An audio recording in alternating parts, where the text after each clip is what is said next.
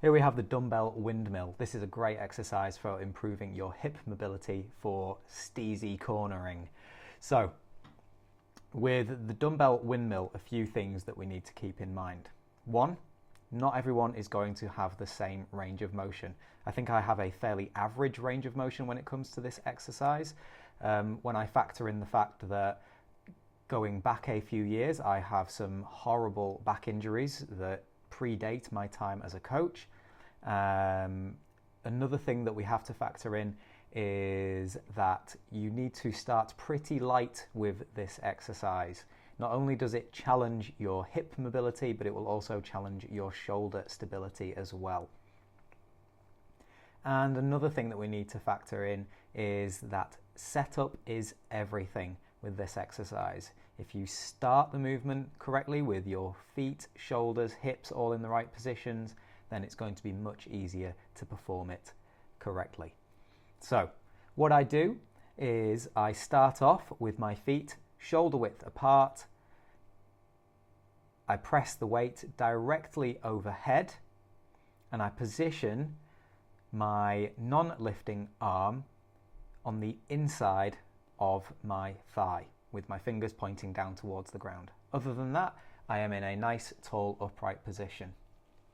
What I then do is I then rotate my feet 45 degrees by literally picking up the front of my feet and pivoting on my heels so that they are pointing off 45 degrees towards my non-lifting side, the side that doesn't have the dumbbell in its hand. Okay, what we're then going to do is we are going to push our hips back. At the same time, we're rotating our torso and we're using the non-lifting arm that's on the inside of our thigh to guide us through the lift.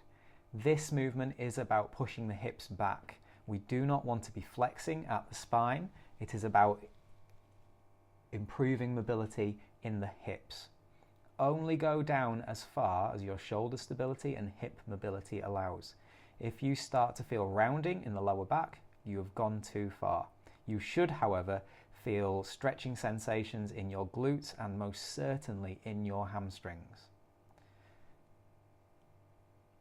You're then going to very carefully reverse that movement, keeping the weight overhead at all times.